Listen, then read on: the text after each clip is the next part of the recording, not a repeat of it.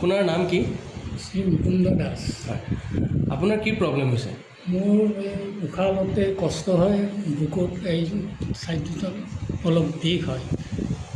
আৰু কি কি হয়? তাৰপিছত মোৰ প্ৰেছাৰটো ল' কাৰণে মানে খুব দুৰ্বল, মুখেৰে কথা ক'ব নোৱাৰোঁ, ভাগৰ লাগে। অকণমান দূৰ খোজকাঢ়ি যাব নোৱাৰোঁ, ভাগৰ লাগে। আজিৰ পৰা আপুনি ট্ৰিটমেণ্ট আৰম্ভ কৰিছে? হয়, ডক্টৰ ধনীৰাম বৰুৱা তাত? হয়, আজি প্ৰথম ইনজেকশ্যন ল'ব? প্ৰথম ইনজেকশ্যন ল'ম। ঠিক আছে। অ'কে। নমস্কাৰ। নমস্কাৰ। আপুনি কেতিয়াৰ পৰা চিকিৎসা আৰম্ভ কৰিছিল?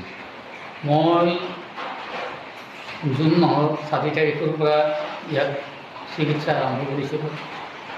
আজি মোৰ 10টা ইনজেকশ্যন লোৱা হ'ল। এইকেইদিনৰ ভিতৰত মই যথেষ্টখিনি ভাল পাইছোঁ। মানে ক'বলৈ গ'লে 40ৰ পৰা 50% মই এই 10 দিনৰ ভিতৰত ভাল পাইছোঁ। ইয়াৰ পিছত আৰু চাই লওঁ বাকীখিনি ইনজেকশ্যন দিয়াৰ পিছত বা মই পৰীক্ষা কৰাৰ পিছত মোৰ কিমানখিনি হেৰি হ'ল, সেই আটাইখিনি লৈ পিছত আকৌ আপোনালোকৰ সন্মুখত ভিডিঅ' এটা প্ৰচাৰ কৰিম।